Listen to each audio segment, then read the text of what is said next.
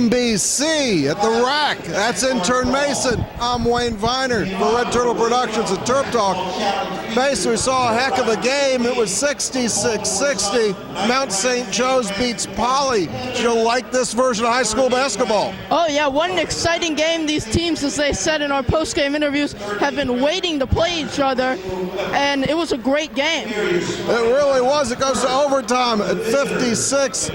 Mount St. Joe's had a chance to win it. Morsell had a shot from the right baseline, didn't go.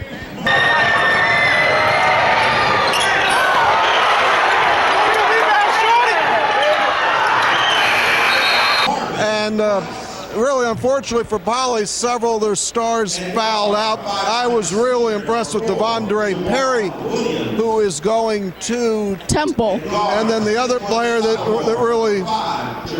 really showed up tonight was number 0.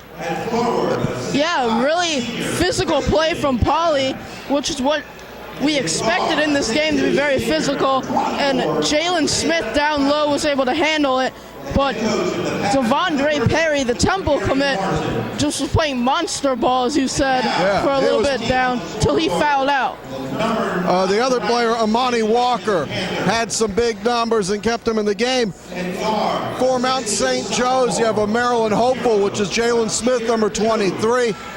He has a lot of skill. Tall kid, needs to put on some weight, but he can play some ball. And then the actual Maryland commit, number 11, Darryl Morsell, had 12 points, and when the game got important, they gave him the ball.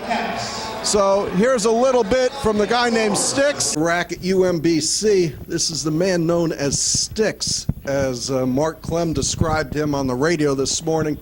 You came through at the end. The 17 points were big. What did it feel like playing Poly tonight? It was a good game. Everybody was enthusiastic and energized for it, and we was waiting to play them almost for 3 years, because we just wanted to see how we would match up against them. Do you know a lot of those kids? Yes, I do. Was the intensity what it looked like? Because that looked like a great basketball game. Did it feel like one? Yeah, it was an intense game, but we tried to keep our pace and make sure that they didn't get anything easy, and make sure that every bucket that we got was a good bucket and not just something that was forced. Okay, I know you got to run. Thanks for being on TerpTalk. Okay. And then here's a little bit from Darryl after the game in the hallway outside the locker room, talking about how important it was to play this game and how they won it. This is Wayne Viner with TerpTalk and CBS Sports Radio 1300. We're here with Darryl. You had a pretty good all-court game. I like how at the end, when it became important, they had you up top with the ball. First half, it was tough. We were struggling. I had 2 fouls in the first half, but at the second half, I just felt I had to get a little bit more aggressive. And in overtime, they had 2 of their bigger men foul out, so I just felt that as a team, we had to attack more and be more aggressive. And you guys were, that intensity level was really up there. Did you feel it on the court, or were you just focused on the game? Yeah, this was a big game. Poly, we know them through AAU, and just growing up, we know a lot of their kids, so we was real pumped up to play this game, and it was definitely a big win for us. Have you had other games against Devondre? Because he looked like he was playing beast ball there for a little bit. He actually plays on my team, LOAAU team, so we're real good friends. But I mean, I played against him in practice for AAU, but this is my first game playing against him. He's a great player. Yeah. Okay, I know you guys got a run. Congratulations on a great victory to start this season. And I guess you guys are heading down to Florida to play in a tournament? Yes. It's the I think it's called Miami Junior Bowl. We're going right after Christmas. All right. Well, good luck down there, and look forward to seeing you as a Terp next year. All right. Thank you. This post-game show is brought to you by Meyer Consulting Engineers of Rockville. And Mason, let's play that spot right here. Meyer Consulting Engineers. In the past 5 years, our organization has completed over 1,300 projects in the U.S. and abroad, including many structures at the University of Maryland.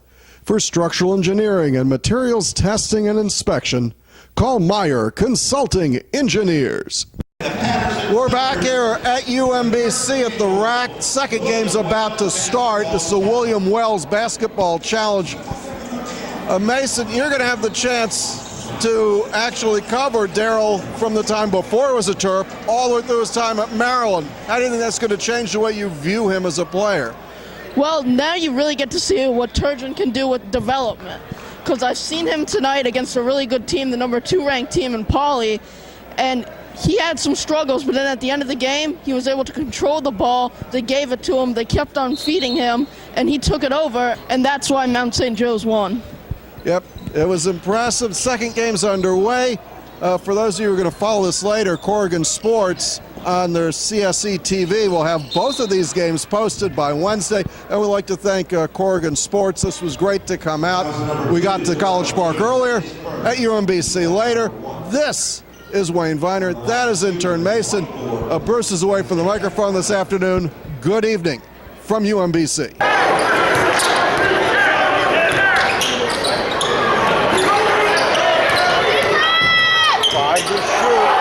We hit terminus!